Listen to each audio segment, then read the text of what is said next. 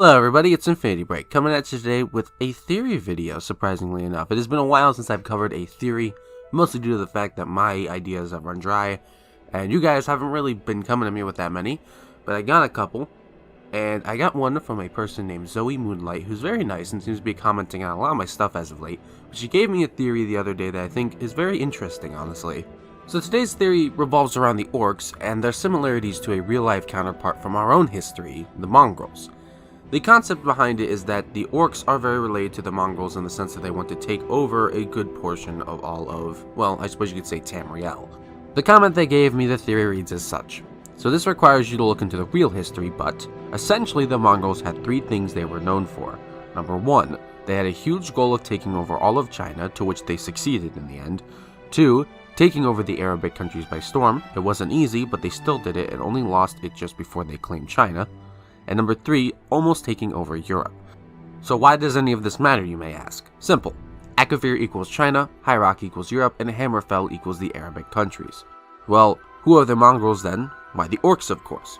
So this theory essentially revolves around the idea that the Orcs are related to the real-life counterparts of the Mongrels. Now, the theory at first sounds a little crazy, but it does have some sort of weight behind it. I don't think that the Orcs are going to be taking over all of Hammerfell, or even start to try and take over High Rock, and I definitely don't think they're going to Akavir. This doesn't mean that this theory does not hold weight though. The concept behind it is interesting and does actually make some sense. The Orcs themselves are a race that has been pushed around in all of Tamriel and had their home constantly destroyed. If you guys do not know, I had a video explaining why I love the Orcs in the Elder Scrolls so much. Well, my reasoning was that one of the reasons at least was that they actually have their home, Orsimer, destroyed all the time and they have to constantly move. The concept behind it is that most people just don't want them in the areas that they have. They don't have a specific continent that they own. They specifically just have this one city, this one homeland, this one little area, this one little place called Orsimer that is their homeland. But it always gets destroyed and they always have to move it around. And it's actually extremely difficult, as they used to be up in the High Rock Mountains before it was destroyed. They used to actually be, I believe, somewhere in Hammerfell, but it got destroyed as well. So it gets moved around a lot, and I'm sure it's frustrating to move, but I'm sure they're itching for their own place to call their own. I don't think that we're going to see the Orcs actually take over all of Hammerfell. I do think, though, that they will come into conflict and take over maybe a small portion of Hammerfell, or a small portion of High Rock again. I think this because mostly I don't see the Orcs constantly standing down, but I also don't see them getting, successful and actually taking over an entire continent. The reason I think this is that while Moonlight actually does give me the example of that the Empire can't assist in holding back the Orcs this time, as they are too weak for the Emperor, being dead and all that, to actually assist in any sort of revolution outside of Cyrodiil. But honestly, this doesn't mean that the people of High Rock or the people of Hammerfell, or heck, even the people of Akavir, which are extremely strong, mind you, that doesn't mean that they can't defend their own lands. If you guys don't know, the Aldmeri Dominion, or the Thalmor, have actually invaded Hammerfell before, and they've actually been known to take over the Empire at this point, yet they still managed to be kicked out of Hammerfell because of the fact that the Red Guards were so strong.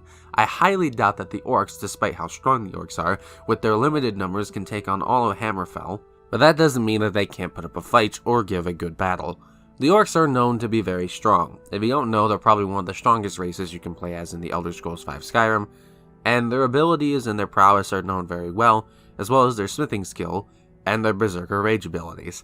They're extremely cool. I like them a lot, and they're one of my favorite races in all the Elder Scrolls, but I just don't see them beating an entire continent with such little numbers that they have. So while I don't think that this theory at face value holds any weight, Zoe still does pull a valid argument. The concept behind the idea of the new Emperor trying to prove himself. If you guys don't know, at the end of Skyrim, or at least somewhere along the storyline of Skyrim, if you're in the Dark Brotherhood, you are known to assassinate Titus Mede II. Now, I'm pretty sure that since this happened in the game, that is probably one of the biggest events that has happened compared to just wiping out the Dark Brotherhood, and since the majority of people have actually sided with the Dark Brotherhood, that this is actually going to happen as of the next Elder Scrolls game. It is going to be part of the Tamrielic history. So this means at the time of the end of Skyrim that the Empire is currently unable to actually run itself because it does not have an Emperor. That doesn't mean that the Council can't take over, but that does mean that they will be searching for a new Emperor. This new emperor who is going to be seated on the ruby throne is going to try and prove himself. What better way to prove himself than to have his empire grow so much during his reign compared to the previous emperor, Titus Mede, who has actually lost a lot of the, I suppose you could say, the provinces of Tamriel, mostly due to revolution and secession. Or secession. Weird word. The concept of what will happen next will basically be the Orcs trying to take over the continent of Hammerfell or High Rock.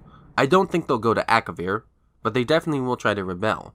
And the concept that they are loyal to the Emperor might actually try to assist secretly. This will mean that the Orcs will still stay loyal to the Empire and actually gain more land, or at least a little bit of High Rock or a little bit of Hammerfell, and that concept might be seen as Orsimer might have grown a little bit within the next Elder Scrolls 6. This is pretty much a realistic concept. I just don't think it'll go as far as Zoe thinks it will, but I definitely think it has something rooted in some possible outcomes for Elder Scrolls 6. So, yeah, I think this theory has some sort of weight behind it, even if it is a little bit crazy.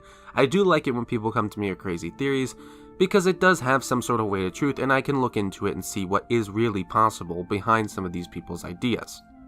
Zoe had a good idea, and I'm actually glad that for once someone came to me with a theory again. One that isn't a series. No offense, Jonathan Suai. Obviously, I love making your videos, and I'm going to be doing yours next week.